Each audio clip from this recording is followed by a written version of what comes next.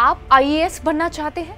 भारत में ये कई लोगों का सवाल भी है और कई लोगों के लिए सपना भी। गांव घर में कोई आईएएस बन जाए तो गजब हो जाता है।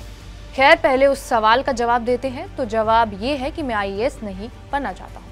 ये जवाब क्रांतिकारी भी है और विद्रोही भी। भला भारत में पैदा होने वाला कोई शख्स ऐसा कैसे बोल सकता है? भारत में मम्मी और पापाओं का एक औसत निकाला जाए तो तकरीबन 95% से ज्यादा माँ बाप ने जीवन में एक बार अपने औलाद को आईएएस बनने के लिए तो कहा ही होगा। जरा सोचिए, अगर किसी के पापा ही आईएएस हो तो क्या होगा। देश में एक आईएएस ऑफिसर की चर्चा हो रही है। चर्चा क्या हो रही है? फजीहत ही हो रही है। नाम है पूजा खेड़कर। इनके पिताजी भी आईएएस ऑफिसर रह चुके हैं, रिटायर्ड हो गए हैं, लेकिन भौकाल अभी भी जारी है। उसी भौकाल में उनकी बेटी उलझती जा रही है। चलिए आपको पहले पूरा मैटर समझा देते हैं। पूजा खेड़कर महाराष्ट्र की आईएएस ऑफिसर हैं और फिलहाल प्रोबेशन पर हैं। पूजा खेड़कर प्रोबेशन के दौरान ही एक आईएएस ऑफिसर को मिलने वाली सारी सुविधाएं चाहती हैं, जिसके लिए अपने आईएएस पापा के रसूख का भी जमकर इस्तेमाल कर रहे हैं। अब उनके चयन को लेकर ही सवाल उठने लगे हैं।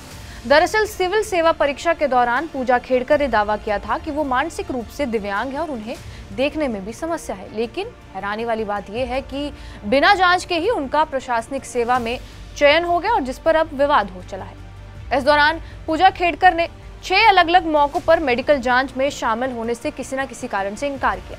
22 अगस्त को पूजा ने एक मेडिकल जांच कराई, लेकिन बाहर से। यूपीएससी ने इस रिपोर्ट को एक्सेप्ट नहीं किया। यूपीएससी ने पूजा खेड़कर के चयन को सेंट्रल एडमिनिस्ट्रेटिव ट्रिब्यूनल में चुनौती दी, लेकिन आखिरकार पूजा खेड़कर का चयन हो गया।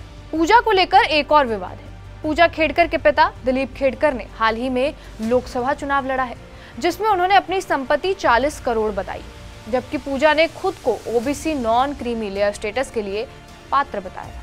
प्रोबेशन आईएएस अधिकारी रहते पूजा ने अपनी निजी ऑडी कार का इस्तेमाल किया और उस पर लाल बत्ती भी लगाई।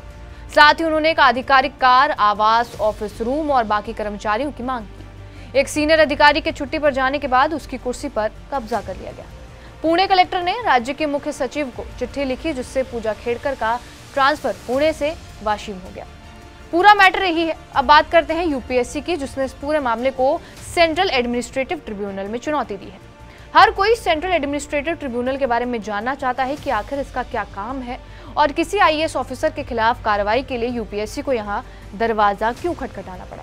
सेंट्रल एडमिनिस्ट्रेटिव ट्रिब्यूनल यानी कि केंद्रीय प्रशासनिक अधिकरण, आप इसे कैट भी कह सकते हैं। कैट की स्थापना संविधान के अनुच्छेद 333A के तहत हुई है। आसान भाषा में ये समझे कि केंद्र सरकार के अधीन आने वाले ज्यादातर अहम पदों पर नियुक्तियों, सेवा की शर्तों से संबंधित विवाद या फिर शिकायतों का निपटारा यही कैट किया करती है। जब इसकी स्थापना हुई थी तब राजीव गांधी देश के प्रधानमंत्री थे। भारत में कैट की 19 पीठें हैं।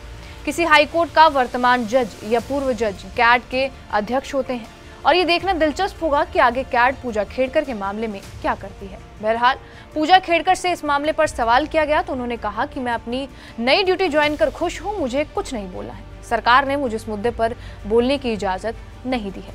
आपका इस वीडियो पर क्या कुछ कहना है, हमें कमेंट बॉक्स में जरूर बताएं। बाकी देश और विदेश की तमाम बड़ी खबरों के लिए बने रहिए हमारे साथ TV9 डिजिटल पर।